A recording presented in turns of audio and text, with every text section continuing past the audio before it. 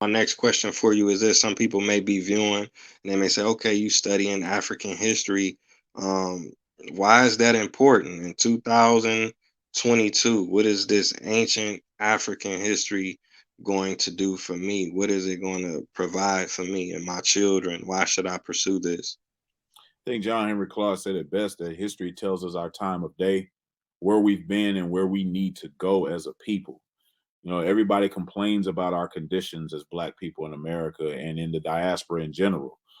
They complain about, you know, this rut that we're in under this colonization, this white supremacy, the way we're treated, the way we're viewed, so on and so forth.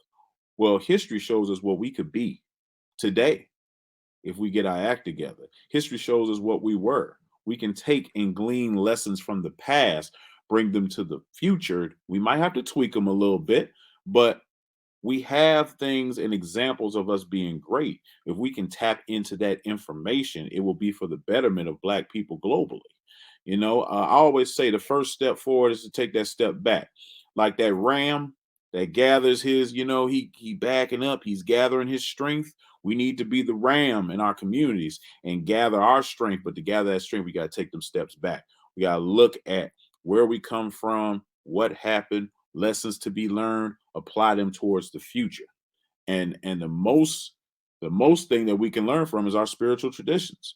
We have traditions that have whole corpuses of information that we are not getting to.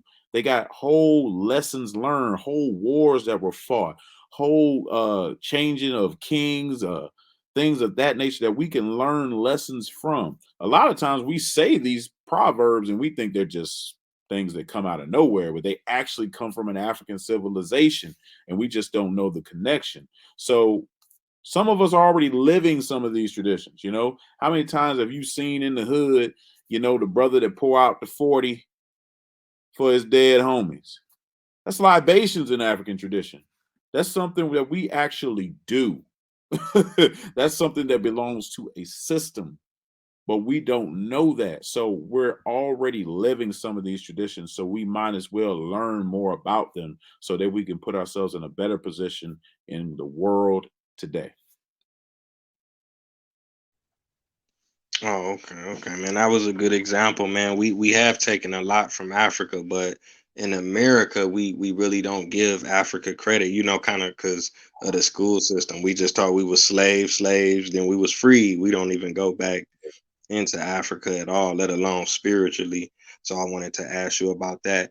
If you could just kind of talk about some of the effects of African spirituality. If somebody's viewing, where should they even begin to try to learn about that, let alone practice it? I'm a little less conventional than other people in various African spiritual traditions. I say the first thing you should do is get a DNA test because that will tell you what the majority of your DNA comes from.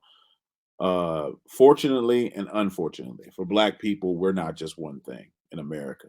Due to your ancestors being taken from wherever, let's say they were taken from Ghana and they were entered the slave trade.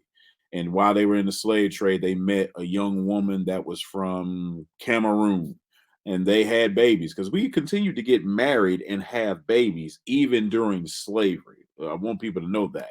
So they have a baby. So now this baby is Ghanaian and Cameroonian ancestry, right?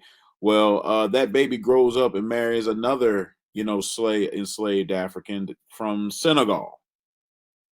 So now we got another civilization in the pot and in the mix, and then it keeps going, and in Ivory Coast and Congo, and then finally that last person you come out and you go get your DNA tested, and you got Senegal, Gambia, Cameroon, Ivory Coast. You got all this stuff in you.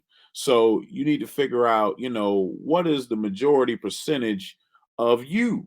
What makes up the majority of you?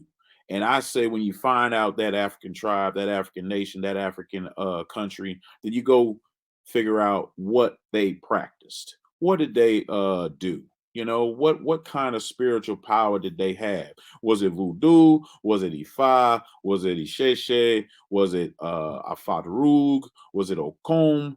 Was it Simba Simbi? What was it? What did they do? What's its name? Is it still there? Can I go visit? You know, uh, that's where I would start. Finding out first about yourself, because knowledge of self is important. And then when you find out about yourself and what you are and what your options are, you go from there. You know, a lot of people are into Orisha in America. I'm into Orisha in America. I'm also into a Fatarug, which is my Senegamian side. That's another thing. You don't have to pick just one. You can pick many if you want, but you know, I would start there. Therefore, you know yourself, you get a chance to travel probably, and you know, you can bring something back for your lineage, for your community, and for black people in general. And you can come tell us about Yeah, yeah, most definitely, man. For the viewers who may not know, Africa is like it is the most genetically diverse continent. Africa it. has more The more countries diverse than place ever. I mean, 250,000 genetic variations just in West Africa. I didn't right mention on the no other West place. alone. Wow.